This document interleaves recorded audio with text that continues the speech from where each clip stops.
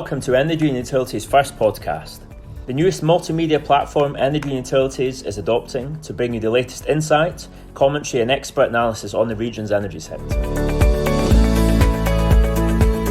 I'm Andrew Roscoe, Editor for Energy and Utilities.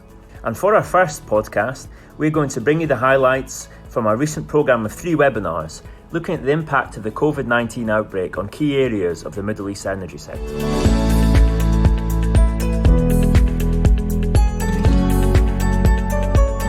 For our first webinar, we spoke to some of the key figures from some of the companies involved with delivering the region's largest energy projects. I was keen to find out what impact COVID-19 is having on some of the region's largest energy projects and whether financing will be available for future schemes. Rajat Nanda, Chief Investment Officer of the region's largest developer, ACWA Power, gave some insight into what is happening with ACWA Power's projects and also discussed whether liquidity would be available for future schemes. The truth of the matter is both these two economies, while they are heavily reliant on oil and gas, but we all need to understand there is liquidity in the global market despite this crisis, and it is a question of whether that liquidity through policy measures can it be attracted into these economies to continue with the growth plans, with the infrastructure development, and all the other social developments that these countries have committed to. And there, I think we need to a little bit also go into a few of the details. For example, the policy measures in the context of countries like Saudi, UAE, there is a lot of cushion in the fiscal system, in allowing for fiscal measures to be taken, for stimulus to be put in place, and for these countries to actually go, given their strong creditworthiness, to raise money in the international global market. We have just in last week $24 billion in a span of 1 week being raised by 3 of these countries in the first bucket that I had outlined, against an order books which were for the 3 countries put together north of $100 billion. And mind you, in the midst of all of this crisis, the GCC was able to establish the longest maturity, 40 years, which Saudi did as the last of the 3 that raised funding from the international market. And the premiums that they are paying, given the dislocation in the market, is nothing significant. In fact, while countries like Qatar and UAE paid 30-35 basis points on an average of new issue premium during the last week of issuances, the Saudi, which was the last one, they didn't pay even any premium for the long end of the maturity under which they raised money. Now this money, which is all raised and will continue to be raised during the next several months in order to address budgetary imbalances that will flow because of these lower oil prices, will eventually find its way back to the social sector, to the infrastructure sector, and will continue, may not be with exactly the same rhyme and rhythm, but pretty much close to the same level of intensity with which policy decisions have been taken over the last couple of years towards the development of these countries. So, in general, I think oil prices has a little bit of a dichotomy in terms of impact. You will have countries like Oman and Bahrain who don't have a lot of reserves right now. There is huge imbalance in terms of fiscal constraints for these economies, and their ability to continue with the infrastructure development that was in the horizon, let's say, till 3 months back or 4 months back, will definitely get affected in some way or the other. Whereas for the other bucket of nations and countries which are still economically sound, still policy cushions, they will be able to continue with the development plans once the market a little bit stabilizes. Synergy Consulting is advising clients and developers on some of the largest energy and water projects in the region. I asked the Chief Operating Officer, Anand Rohatgi, what impact COVID-19 is having on projects currently and what he expects the impact to be on financing projects in the short and longer term. Move forward fairly seamlessly. we've seen most clients, both on the off-taker side as well as the bidder side, to move forward on these projects. So they are moving on stream. Obviously, certain bid timelines have been extended given the restrictions around travel. But apart from that, we've not seen any ripples in the short term.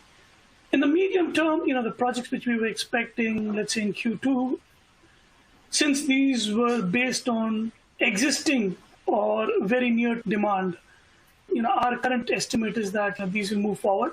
There may be a couple of weeks, a couple of months of delay, depending upon the off-taker on what position they would like to take vis-a-vis the whole coronavirus crisis. But, that should move forward. One element we are not able to put a finger on is the long-term projects or transactions, which are a couple of quarters away. We are conscious that the current crisis will result in an economic impact, which in turn will impact the consumption of utilities. Whether does that push the demand curves further into future, and if it does, by how many quarters or how many years, is something which you're not able to guess right now. While I say that, there are some unique features in the current market as well. There are quite a few off-takers who've taken a aggressive stand to push things forward. I think, as Rajat rightly said, Saudi Arabia is a unique position right now where both REBDO on the renewable program as well as SWPC on the water wastewater program kind of have decided to push forward their projects. Yes, they are conscious of the current situation, but they're also trying to see how they can continue advancing without causing too much of delay, but being conscious of challenges developers are facing in the current environment. Intertwined with the supply chain and financial challenges facing every company involved in the energy sector, fulfilling contractual obligations is a key concern for clients, developers and contractors all throughout the supply chain. I asked Rob Harker, partner from law firm DLA Piper, what the legal implications of COVID-19 outbreak has been on the energy sector and whether force majeure provisions were being enacted. When all of this kicked off and governments globally started instituting their own form of lockdown or restrictions on travel, I think it became apparent to developers, lenders, government procurers that there would be an impact. And naturally, you then look at your documents and you'd say, are they fit for purpose? What's clear is we will be entering a period of uncertainty, and that period itself is uncertain. I mean, Rajat hit on a very good point that luckily, particularly in this region and the projects that we've been talking about, whether it's the water or renewables projects in Saudi or elsewhere, these are very, very well structured documents which include detailed provisions that should be able to handle these types of supervening events and events and circumstances that naturally flow from these type of events. So in terms of the initial impact from clients, that was looking at the documentation. And a lot of these type of provisions are very much fact-based. As I mentioned, it depends on the factual circumstances of where is the project, at what stage is the project. I mean, that's absolutely crucial. I'll come to that in just a second, because the stage of the project often dictates the extent to which you will be able to make changes, or you should make changes to your documents. So what is the fact pattern? And that obviously is wholly dependent on the jurisdiction in which you're operating and the type of developments that we see in terms of restrictions that the governments are imposing. And then what contractual provisions are in place, and then finally, what does the actual law say? So in certain jurisdictions, particularly the civil code and jurisdictions that have a civil law tradition, so like the UAE and many other countries in the region, you will have a doctrine of force majeure or similar type of codified provision that deals with these types of issues.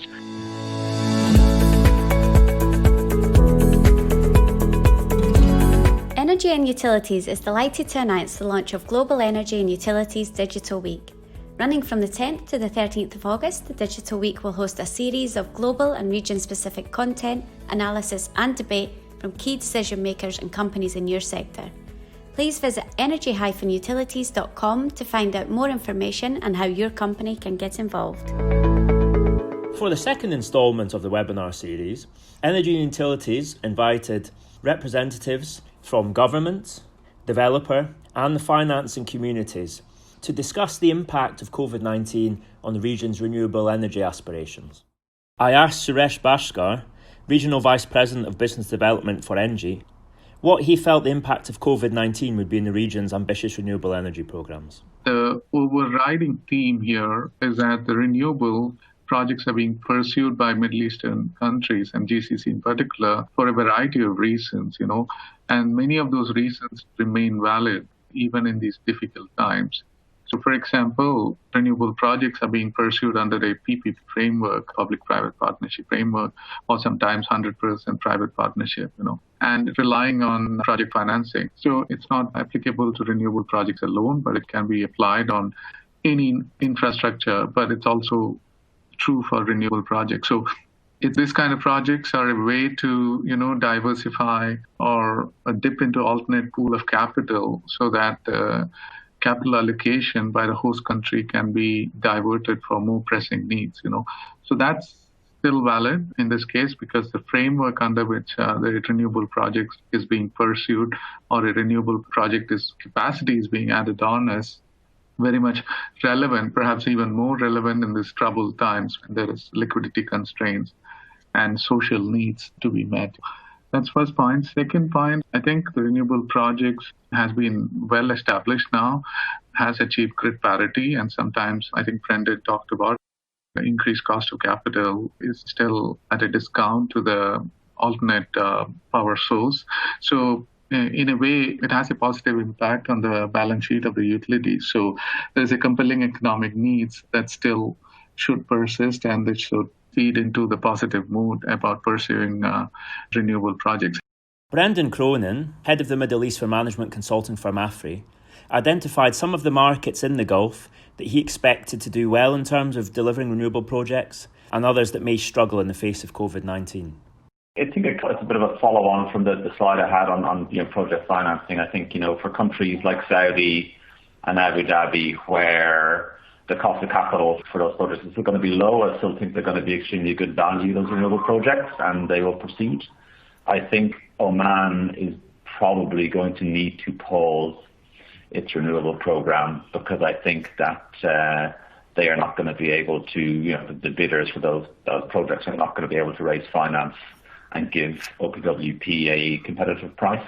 So I think it's a bit of a mixed bag, but it kind of follows on. I think the big, stronger markets, as I said, particularly Saudi and Abu Dhabi, is where we've seen the most activity. I think they will be continuing, but there'll be at least a pause in Oman, I would imagine.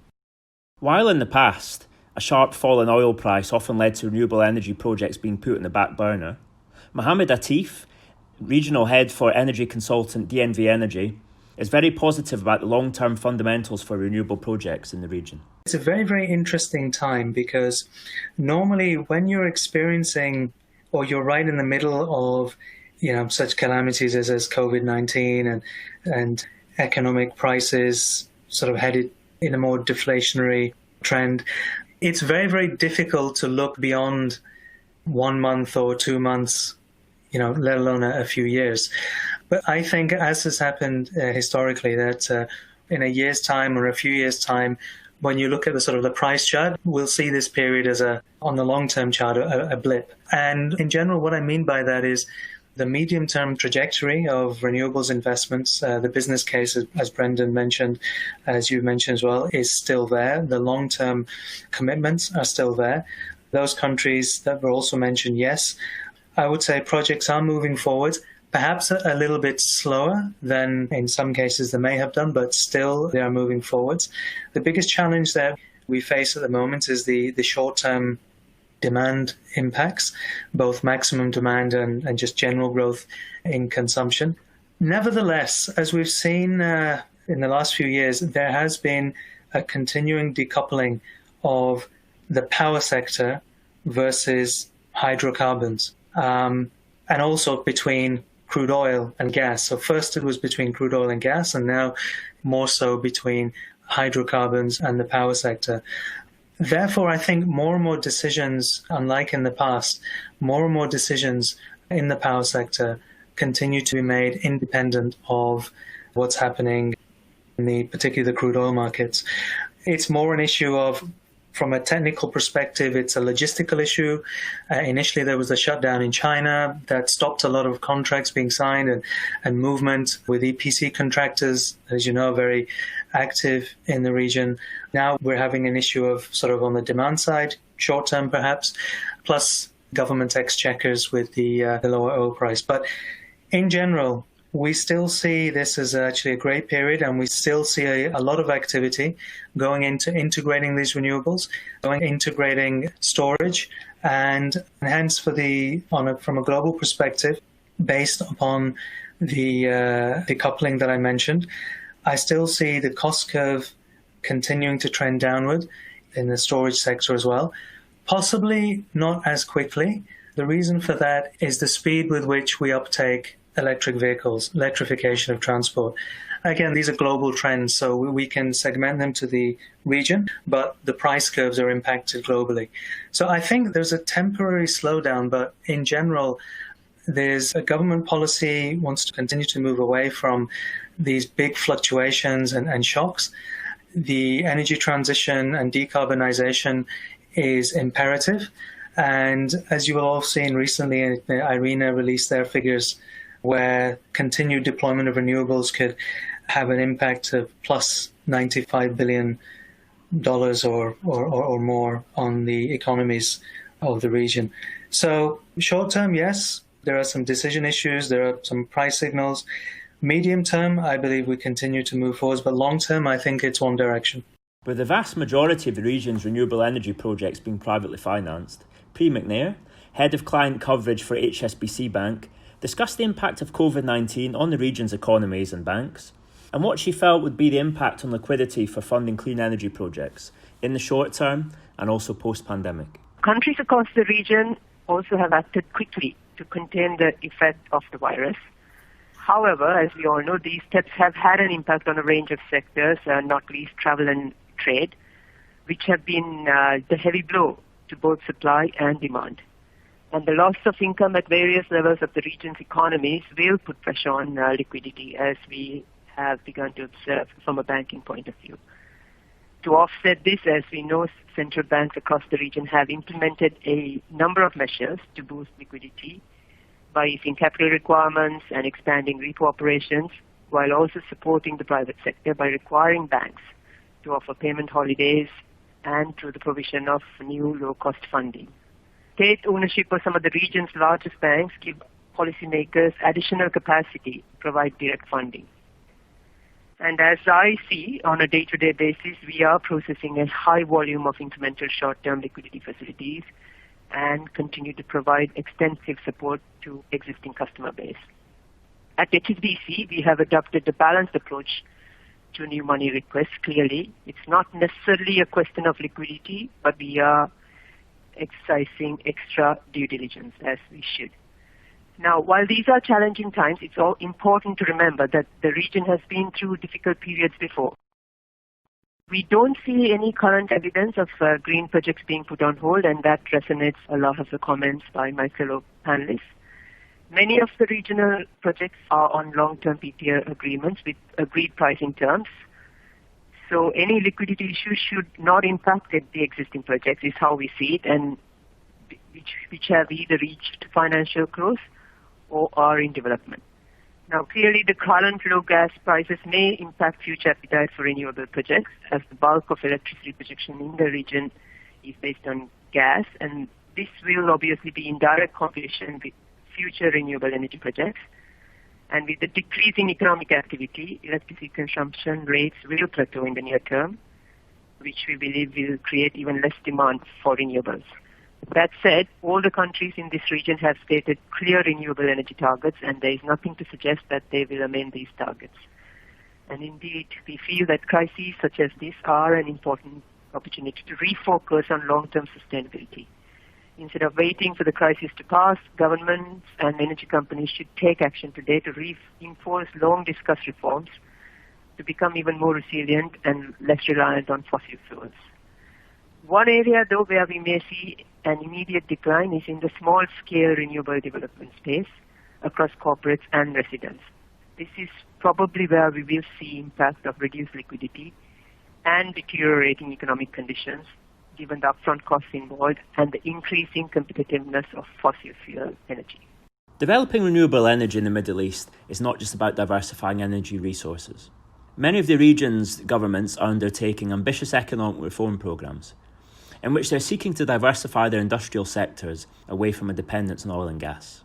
Alex Hernandez, from Saudi Arabia's Industrial Clusters programme, told us about what the kingdom was doing in terms of developing a sustainable supply chain and a manufacturing base for PV solar components. We are looking to build a competitive industry, so for the future projects will be also a competitive tendering that will be allowing project developers to be awarded the projects. We are, as you say, in charge of the 70% of the portfolio, and Redway is developing 30% remaining. But for us, it's important localized manufacturing. That's the reason there is a strong local content requirement that will increase quick time. We want to ensure that we generate jobs in Kingdom, and also we want to increase the contribution to GDP from the industry, from renewables. So that's our main target, is to develop a sustainable industry. And to do this, we have to guarantee that it's a competitive one.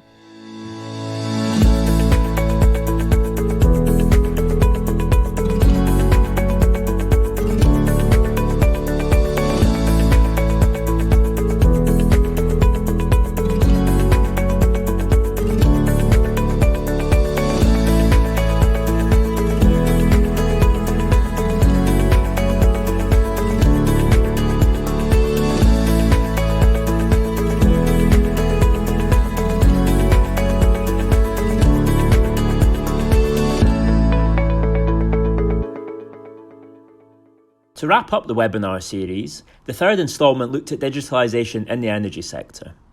Along with the energy transition and the increasing role of private finance in developing power infrastructure, digitalisation of the region's power plants and networks, all the way through to distribution of electricity, is a key theme emerging in the Middle East power sector.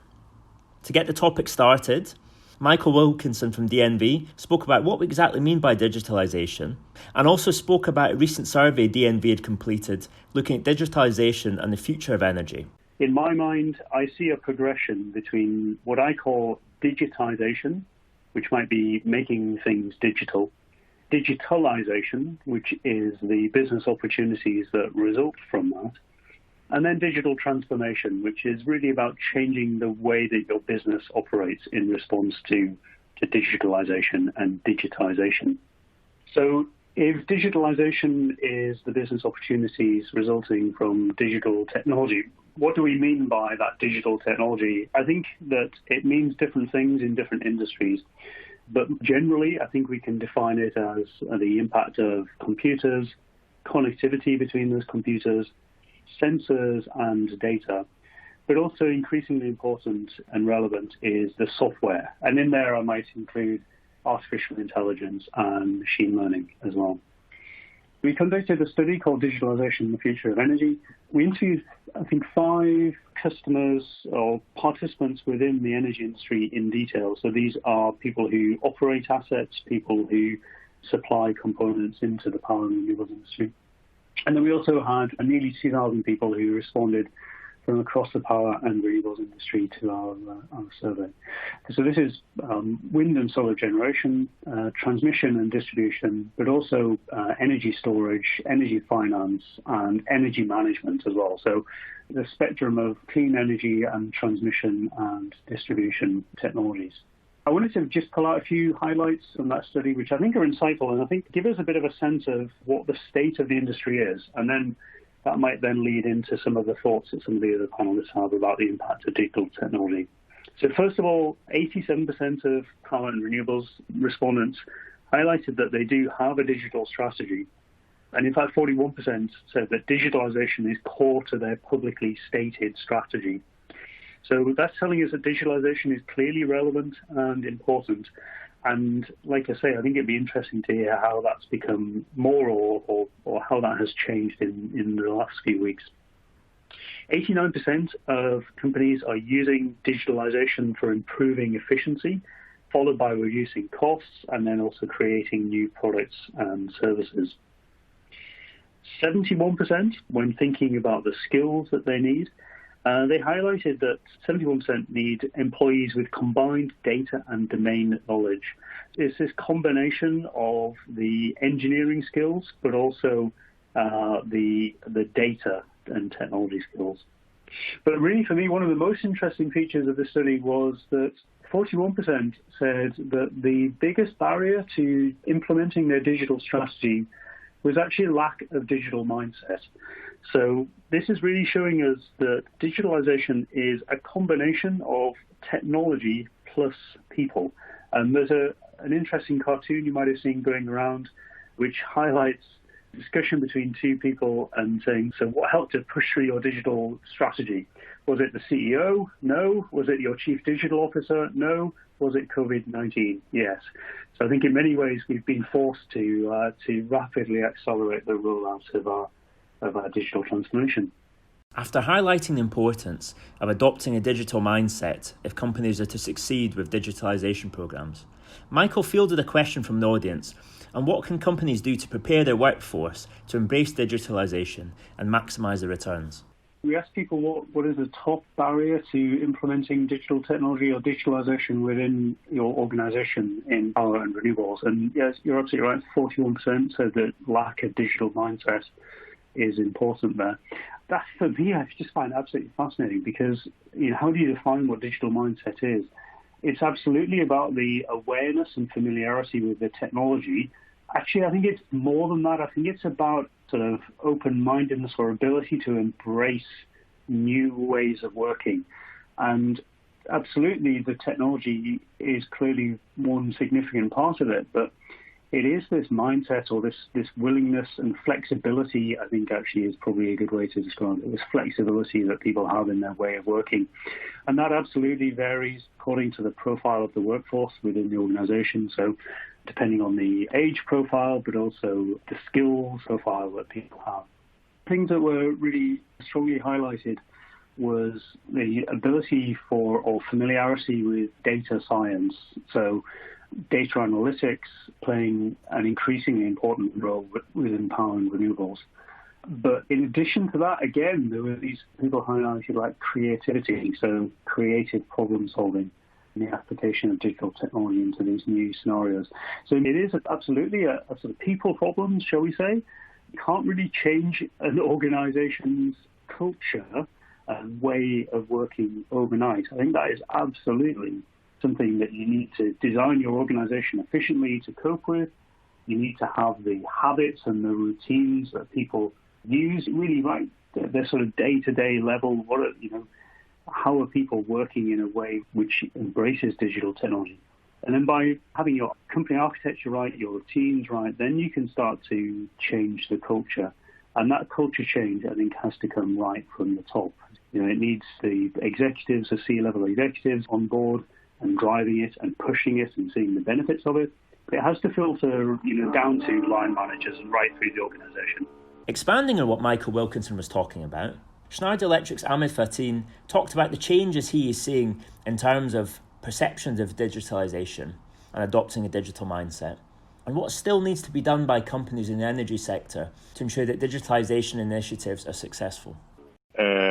2 points, actually. The first point, I think that we are in the perfect point to change the mindset at this point of time. If someone told me 4 or 5 months ago that 70% of the workforce will be working from home efficiently, I wouldn't believe it. But the reality of today, that it is happening, there is a disruption that happened in a certain way that enforced the change, and yes, it's happening today. And this changed completely the behavior of many people and made a lot of people accept a severe change in the way that they are working, and they adapted successfully and they are working efficiently. This is the first part. The second part is that this is the importance of what we call the pilots and the hybrid systems. Because to change the mindset, yes, in the normal situations, you cannot change the mass mindset at one point of time. You can start with certain pilots, small projects. Sometimes you can have hybrid systems that can allow you to work, for example, remotely and locally, so that the people can get confidence and that can get used to the idea step by step. That is allowing to smooth the transition and make the transition much easier for the people and change gradually the mindset of the SAP's Rui de Souza spoke about the changing nature of the workplace as a result of COVID-19 and what digitalisation technologies could be employed to ensure companies remain agile and able to meet their customers' needs.